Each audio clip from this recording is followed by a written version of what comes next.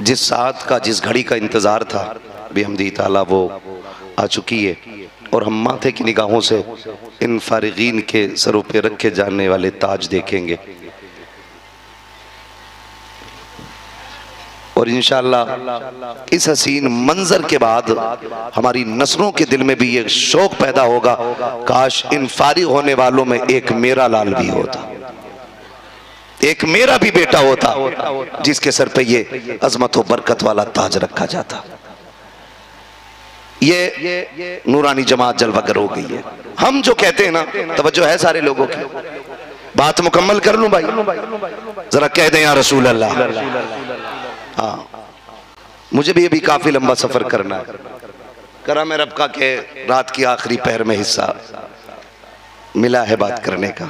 मसला कोई नहीं है, आप सुनने के लिए तैयार तो हम सुनाने के लिए तैयार। जरा कह दें या रसूल अल्लाह, और जोर से कह दें या रसूल अल्लाह। बात 4-5 मिनट में खत्म करने लगा हूं मैं अपनी।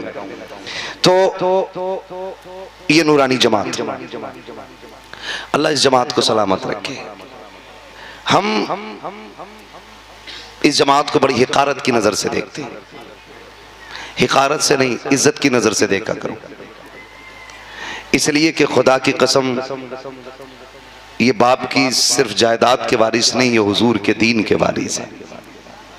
और इनकी इज्जत इसलिए की जाती है, इसलिए हम इनके लिए खड़े हो जाते हैं, क्योंकि इनके सीने में हुजूर का लाया हुआ दीन और कुरान मौजूद है। इस बुनियाद पे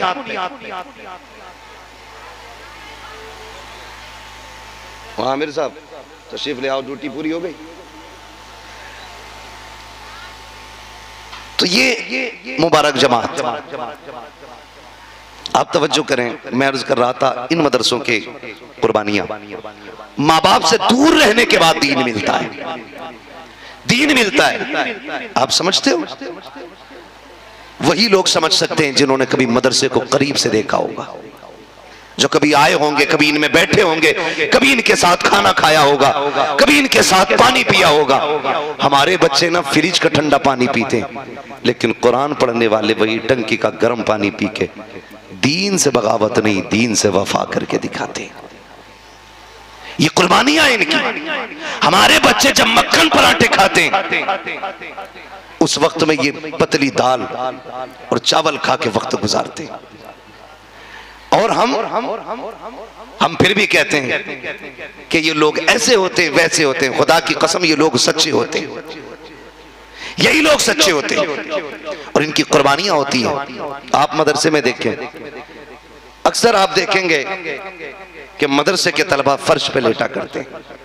रात के 3 बजे उठ के वजू करना, उस्ताद को 3 बजे उठ के बच्चों को पढ़ाना मामूली बात नहीं है। 2 दिन बंदा 3 बजे उठ जाए ना, अगले दिन ग्लूकोज की बोतल लगवाता है। सलाम करो इन कुरान पढ़ने वालों को भी, पढ़ाने वालों को भी।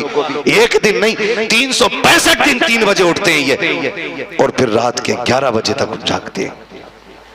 इतना वक्त लगाते हैं ये दीन के लिए, तब जाके कोई हाफिज कुरान बनता है, कोई आलिम दीन बनता है, कोई कारी कुरान बना करता है।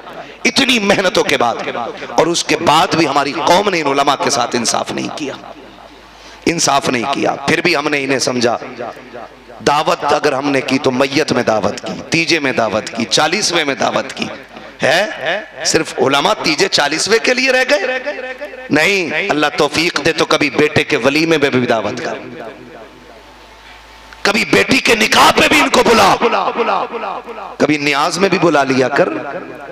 सिर्फ तीजे 40वें के लिए हमने समझ रखा ये मदरसे। याद रखिएगा, ये मदरसे तीजे 40वें पे नहीं, मदीने वाले के करम से चला करते हैं, करम से चला करते हैं। हालात हमारे देखिए, अब्बा मर जाए, एक जोड़ा लाएगा मार्केट से जाके, उसमें तेल, कंगा, शीशा, टोपी, और सीधे लेके इमाम साहब के पास या किसी कुरान वाले के पास, हुजूर ये लें। क्या है? अब्बा मर गए थे, सवाब के लिए आप ही याद आए। क्यों? ये इतने बड़े मोहताज दिख रहे हैं इमाम, इन्हें तीजे 40वें का दिया जाता है और मिजाज बना दिया है। अखबार में, इश्तिहार में भी नाम डाला जाता है तो लिखा जाता है कि देखो लावारिस लोग हैं, ये यतीम है, इनकी मदद करो, लहजा संभाल, औकात में रहे। लावारिस नहीं है, तू लावारिस होगा। तलबा की वो जमात है जिसका काबे वाला भी वारिस है, मदीने वाला भी वारिस है। हाँ, कोई यतीम लिख रहा है, कोई लावारिस लिख रहा है, शर्म नहीं आती है? ये लावारिस नहीं, ये हुजूर के दीन के वारिस है। और जा, चैलेंज है मेरा, तेरा बेटा तो नाजों में पला है ना, तेरे बेटे ने तो मक्खन पराठे खा के गुजारे। देख, गारंटी है मेरी, आ रहे दिसंबर जनवरी की ठंडे झोंके, एक बार अपने बच्चे को 3 मिनट जमीन पर लिटाना और फिर देखना नाक कैसे चलती है और पसली कैसे चलती है। 3 मिनट में फेफड़े जाम हो जाएंगे। लेकिन इन मदरसे वालों को देख, 365 दिन जमीन पे लेटते हैं।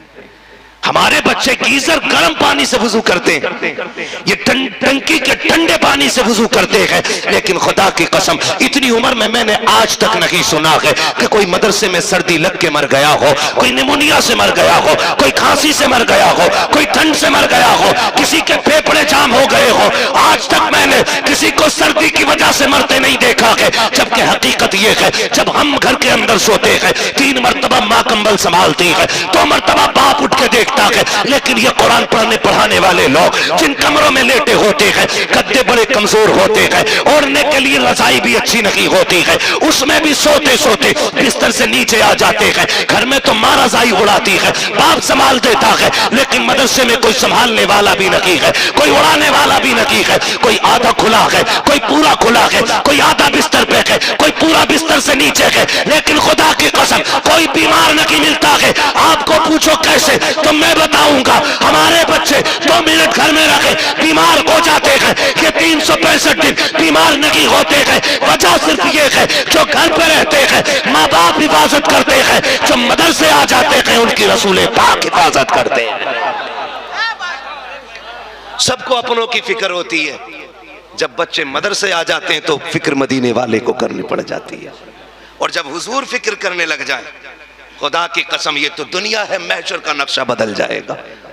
हुजूर की फिक्र, ये हुजूर के घर के मेहमान, इनकी खिदमत करना हमारे लिए बाइसे बरकत है। शायद किसी पीर से जाके बरकत का तावीज मांगो तो एक कहेगा गले में लगाइए, एक सर के ऊपर लगाइए, एक पीछे लगाइए, एक आगे लगाइए, ये आपको दे सकता है। लेकिन एक वजीफा, एक तावीज मैं दे के जाना चाहता हूँ।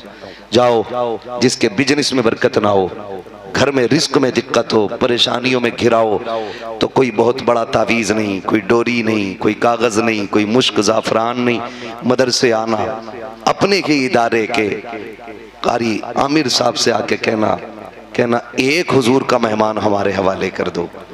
खुदा की कसम, उसे घर लेके जा और खिलाना इस इज्जत से, कह देना मेरे बच्चे बाद में खाएंगे, हुजूर का मेहमान पहले खाना खाएगा। और उससे कहिएगा, आज ना तरक्की का दौर है, अब डिस्पोजल चल रहा है। डिस्पोजल ऐसी प्लेट में खाना देते हैं कि दोबारा उसमें किसी का हाथ ही ना लगे, खाओ और फेंको, यूज एंड थ्रो। जब से ये हुआ है ना, तब से ब्रेन ट्यूमर, हेमरेज, कैंसर, जाने कितनी बीमारियां पैदा हो गई। और ये इसलिए चलाए गए थे ताकि आदमी बीमारी से बचा रहे। याद रखिए, मेरे नबी ने फरमाया मोमिन के जूठे में शिफा होती है। हमने अल्लाह वालों का जूठा खाना छोड़ दिया, इसलिए मोहलिक बीमारियां पैदा होना शुरू हो गई। हाँ, तो लेके भी जाना ना, इस इज्जत से खिलाना, कहना हमारे बच्चे बाद में खाएंगे, हुजूर का मेहमान पहले खाएगा। और जब वो खाने बैठे ना, उससे कह उंगली बचा के ना खाना, उंगली डुबा के खाना है, ताकि तेरे हाथ के जरिए अल्लाह हमारे बर्तनों में बरकतें नाजिल फरमा दे। इस तरह से आप खिला के देखो, खुदा की कसम, शायद तावीज से भी उतनी बरकत ना हो जितनी कुरान वाले के कदम से अल्लाह बरकतें अता फरमा देगा। ये बड़ी बरकत के वजीफे हैं, बड़ी बरकत के अमल है। मैंने एक बात ये पढ़ी थी और आज फिर मैं एक बात बयान की और मैं फिर बयान कर रहा हूँ। मदरसे के हवाले से, बच्चा मदरसे पढ़ने गया, मदरसों के हवाले से भी आपने बनारस वाले मौलाना से सुना, इरशाद रब्बानी साहब से, उन्होंने बताया। खैर वो जो बता रहे थे वो जाने, मगर बहरहाल मैं एक बात बताऊं आपसे। बच्चा मदरसे पढ़ने के लिए जब गया ना, तो उस्ताद ने कहा भाई जगह नहीं है, अक्सर मदरसों में जगहें कम पड़ जाती हैं, ठीक है, इंतज़ाम भी बड़ी बात होती। तो उन्होंने कहा कि जगह नहीं है।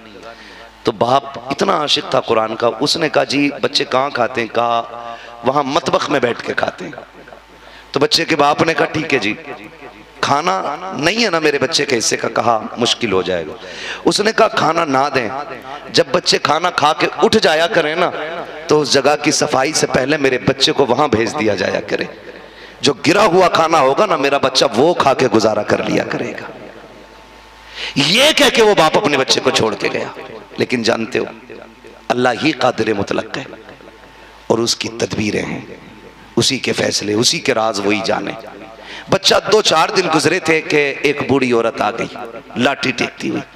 उसने कहा मौलवी साहब ना कोई बेटा है ना बेटी है ना शोहर है, अकेली हूं घर में, दिल नहीं लगता है अकेले खाना खाते हुए, एक बच्चा मुझे दे दो ताकि मैं उसे अपना मेहमान बना के खिलाती रहूं। तो उस्ताद ने उसी बच्चे की तरफ इशारा किया, जा भाई खाना खा ले, चला जाएगा। बच्चा खाता रहा, साल भर गुजर गया। जब साल भर गुजरा ना, पढ़ते पढ़ते पढ़ते पढ़ते बच्चे का हिफ्ज मुकम्मल होने को आया। ऐसी भीड़ लगी थी जैसे आज दीवाने बैठे फारिगीन के जश्न में। बच्चे के घर वाले भी आ गए, बाप भी आ गया, और बच्चा जब उलऊज़ु बिरब्बिन नास पढ़ रहा था तो चचा चाहता था जैसी पूरी होगी ना सूरत, मैं दौड़ के सीने से लगाऊंगा। बाप चाहता था मैं मुबारकबाद दूंगा, भाई चाहता था मैं दौड़ूंगा, सारे तैयारी में थे। अल्लाह अकबर पढ़ते पढ़ते बच्चा जब आखिरी आयत पे पहुंचा है, चचा ने भी दौड़ लगाई, भाई भी दौड़ा, बच्चे ने इशारा कर दिया ठहर जाओ, अभी मुझे तुम्हारे सीने से नहीं लगना है। कहा फिर कहा ये पहली खुशखबरी उसे जाके देनी है आज तक जिसके हाथ की पहली रोटी खाता रहा हूं। ये कह के बच्चे ने उस्ताद से इजाजत ली, इजाजत दे मैं उस माई के दरवाजे जाना चाहता हूं जो रोज पहली रोटी मुझे खिलाती रही है, ये खुशखबरी उसे देना चाहता हूं। बच्चा ये कह के जब मदरसे से दौड़ा है, दौड़ा उसकी तरफ जहां पे खाने का इंतजाम था। जब पहुंचा के दरवाजे के करीब लोगों की भीड़ लगी हुई थी, परेशान हो जाता है। जाके देखा क्या बात है, का जिसके घर खाना खाने आते थे आज वो इंतकाल कर गई है। इतना सुना बच्चा रोने लग जाता है, सोचता है कि खुशखबरी भी ना सुना सका। ये सोच करके उल्टे पैर वापस आया है, आंख में आंसू थे। बाप ने कहा हुआ क्या है? उस्ताद ने कहा बेटे बात क्या है? कहा मैं माई को मुबारकबाद देने गया था लेकिन उसका आज इंतकाल हो गया है, वो मेरे हिफ्ज की भी खुशखबरी न सुन सकी। ये सोच करके सो गया। जब सुबह का सवेरा हुआ है, लोग बातें कर रहे थे, कोई कहता था मैंने जन्नत में देखा है, कोई कहता था मैंने देखा है। जब आपस में बातें हो करके इकट्ठे होकर ये पूछा गया, किसी ने कहा मैंने माई से कहा कि तुझे जन्नत कैसे मिल गई? उसने कहा अमल तो कोई नहीं था, एक कुरान वाले को खाना खिलाया करती थी, अल्लाह ने उसी के सदक़े में जन्नत का टिकट अता फरमा दिया।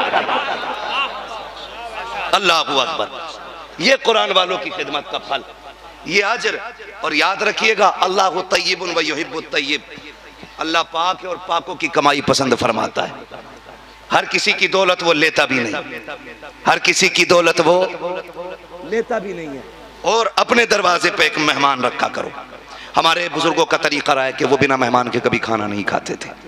बहुत सारी ऐसी रिवायात हैं, वक्त नहीं है मैं बता देता, मगर इतना आपसे कहूँगा आप एक मेहमान अपने लिए रखें। जो लोग दुबई, मुंबई, कलकत्ता, पूना, जो जहाँ रहते हैं ना, उनसे मेरी गुजारिश है, आप तो यहाँ रहते नहीं है ना, एक काम करें, मेरा मिजाज जहाँ तक मैं समझता हूँ, एक बच्चे का सालाना खाने का खर्च लगभग 12 से 15 हज़ार होता है महीने, साल भर का।